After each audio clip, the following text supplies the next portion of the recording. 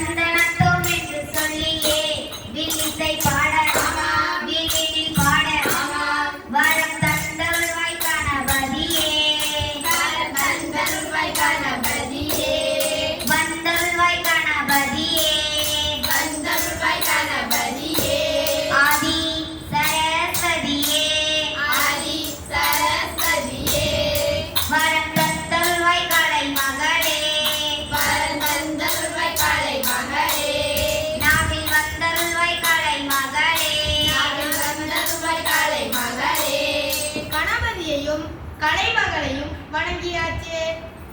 அடுத்து இங்க நம்ம தாளை வில்லுப்பாட்ட காண பஸ் பிடிச்சு வண்டி பிடிச்சு ஓடோடி வந்திருக்கும் அனைவருக்கும் எங்க தாளை வில்லுப்பாட்டு குழுவின் சார்பாக வணக்கம் வணக்கம் வணக்கம். நாம் ஏன் இங்கு வந்திருக்கிறோம் என்று தெரியுமா? சொன்னா தானே தெரியும் குருவே. எனக்கு தெரியும் அங்க கோவில் மண்டபத்துல ருசியான அன்னதானம் சாப்பிடத்தான் நம்ம வந்திருக்கோம். போப்பா, உனக்கு எப்பவும் சாப்பாட்டு மட்டும்தான். கலை திருவிழா போட்டியில பரிசு வாங்க வந்திருக்கிறோம். ஆமா, உனக்கு தான் இந்த பரிசுகளுக்கு எல்லாம் காத்துட்டு இருக்காங்க. போவியா? நினைப்பு தான் குழப்பம் கிடைக்குமா? அட, எனக்கு இல்லைனாலும் நம்ம குரூப்புக்கு கொடுப்பாங்க தான் வந்திருக்கோம். அடச்ச விட்டா இப்படியே கதை பேசுறீங்க போல. என்னையும் கதை சொல்லுங்கப்பா. நம்ம பார்க்க போற விஷயம் என்னன்னா கேட்க போற விஷயம் என்னன்னா பேச போற விஷயம் என்னன்னா அட நெகிழிய பத்தி பார்க்க வந்திருக்கோம். அது என்ன குருவே? கிளி, பச்சை கிளி தெரியும் குருவே, அன்னை கிளி தெரியும் குருவே. அது என்ன நெகிழிங்க? அட இந்த பிளாஸ்டிக்க தான் தமிழ்ல நெகிழின்னு சொல்றோம். ஓ, பிளாஸ்டிக் தான் நெகிழியா? இந்த பிளாஸ்டிக்கை பத்தி ரொம்ப வருஷமா ரொம்ப பேர் பேசிக்கிட்டே இருக்காங்களே. ஆனா எதுவும் மாறலைங்க. மறுபடியும் பிளாஸ்டிக்கை பத்தி எடுத்து சொல்ல வேண்டியதுதான். இந்த பிளாஸ்டிக்க 1856ல ஒரு விஞ்ஞானி வெகுளியா கண்டுபிடிச்சாரு. ஆனா 1950ல தான் இந்த நெகிழி தீயா பரவுச்சு. அப்படி என்ன சிறப்புங்க அந்த நெகிழியில? இந்த நெகிழி ஒரு சூடு சொரணை கட்டது. ஏன் குருவே? நீங்க என்னதான் திட்டி தீத்தாலும் எரும மாட்டு மேல மழை பெய்யற மாதிரி உங்களை விட்டு போகவே போகாது. பாத்திரம் கழுவுறதுல இருந்து பாத்ரூம் கழுவுற வரைக்கும் எல்லா வேலையும் செய்யும். இத சொல்லி மாறாதுங்க.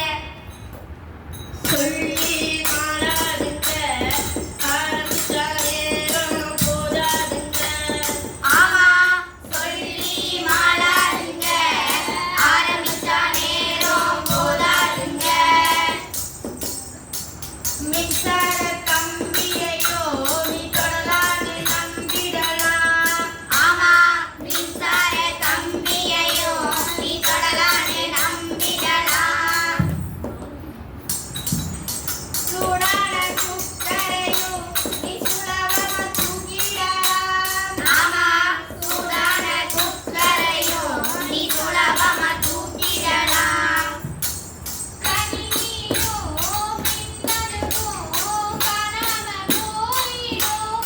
பிளாஸ்டிக் போனா ஆமா, கணினியோ மின்னணுவோ காணாம போயிடும். பிளாஸ்டிக் போனா மருத்துவத்தின் மகத்துவமே மங்கி போய்விடும். பிளாஸ்டிக் போனா ஆமா, மருத்துவத்தின் மகத்துவமே மங்கி போய்விடும். பிளாஸ்டிக் போனா இவ்வளவு நல்ல விஷயங்களுக்கு காரணமாயிருந்த இந்த பிளாஸ்டிக் இப்ப கெட்ட விஷயங்களுக்கும் காரணமாயிடுச்சு. இதுக்கெல்லாம் யார் காரணம்? யாருக்குவே? நாம தான். நான் ஒரு கேள்வி கேட்கிறேன். ஒரு சராசரி மனுஷனுக்கு ஆயுள் காலம் எவ்வளவுப்பா? டென்ஷன் பார்ட்டிக்கா குருவே இல்ல பூல் பார்ட்டிக்கா குருவே? அட ரெண்டு பேருக்கும் சொல்லுப்பா. டென்ஷன் பார்ட்டிக்கு மாத்திரை போட்டு போட்டு ஒரு 60 குருவே. பூல் பார்ட்டிக்கு அடுத்தவன மாத்திரை போட வச்சு ஒரு 80 குருவே. சரி, பிளாஸ்டிக்கோட ஆயுள் காலம் எவ்வளவுப்பா? அட இது என்ன பள்ளிக்கூடமா கையை தூக்கிறது? பதில சொல்லுங்கப்பா. சுமார் 450 வருடம் இருக்கும் குருவே. 450 வருஷங்களா? ஆமாப்பா, 450 வருஷம் இருக்கும். நாம நம்ம கொள்ளு பேரனை பாக்குறோமோ இல்லையோ, நம்ம யூஸ் பண்ற பிளாஸ்டிக் நம்ம எள்ளு பேரனையே பார்த்துரும். மொத்தம் 16% பார்த்துருப்பா.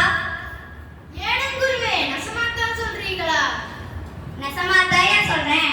இப்படிப்பட்ட பிளாஸ்டிக்கை ஒரு முறை யூஸ் பண்ணிட்டு தூக்கி போட்டுறலாம். என்னையா செய்யறது?